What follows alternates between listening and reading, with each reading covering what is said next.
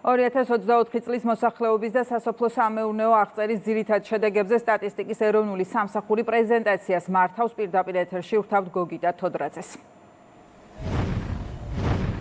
მოგესალმებით.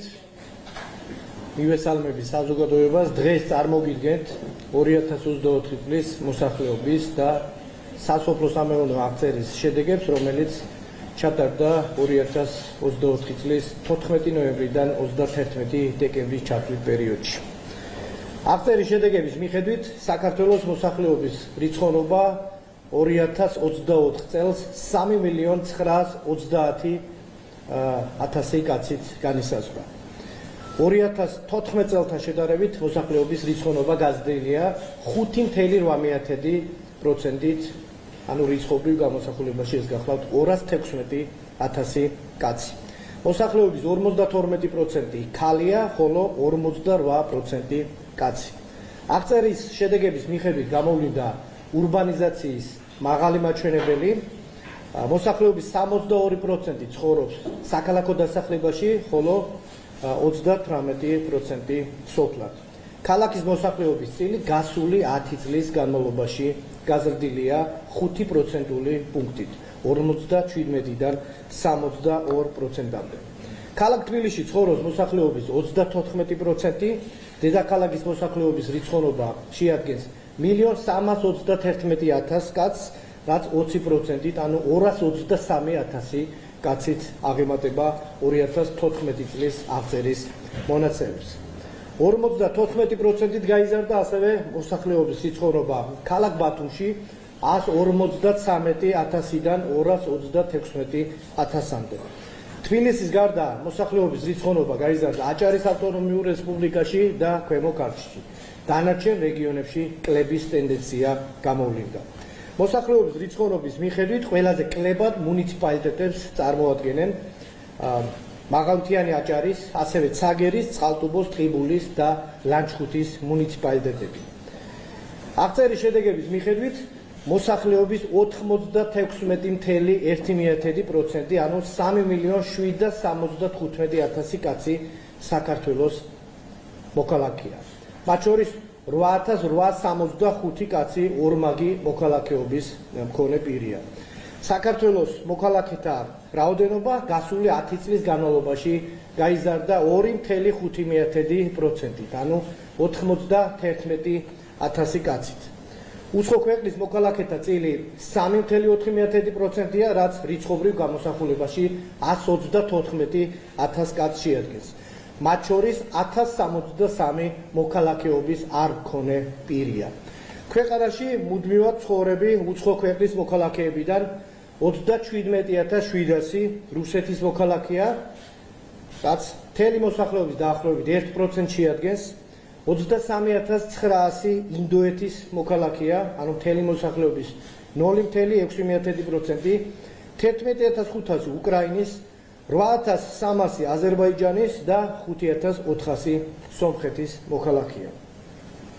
მოსახლეობის 84.1%, ანუ 3.304.000 კაცი ეროვნებით ქართველია. ქვეყანაში მცხოვრები ქართველების რაოდენობა გაზრდილია 2.5%-ით, ანუ 80.000 კაცით. შემდეგ მოდიან აზერბაიჯანელი ეროვნების მქონე მოქალაქეები 269.000 კაცით, რომელიც მთლიანი მოსახლეობის 6.8%-ს შეადგენს. მესამე ადგილზეა სომეხი ეროვნების მქონე მოქალაქეები 4.3%-იანი წილით. შემდეგ მოდიან რუსი ეროვნების მოქალაქეები 1.1%-ით და ინდოელები 0.6%-იანი წილით. მოსახლეობის 82%, ანუ 3.223.000 კაცი მართლმადიდებელი ქრისტიანია, რომელთა რაოდენობაც გასული 10 წლის განმავლობაში გაიზარდა 4.1%-ით, ანუ 126.000 კაცით. ქვეყანაში მუდმივად ცხოვრები მუსლიმი მოსახლეობის წილი 11.1%-ს შეადგენს.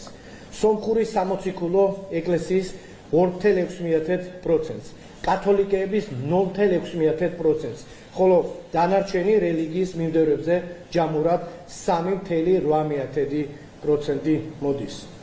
მოსახლეობის 85%-ისთვის ქართული ენა წარმოადგენს მშობლიურ ენას.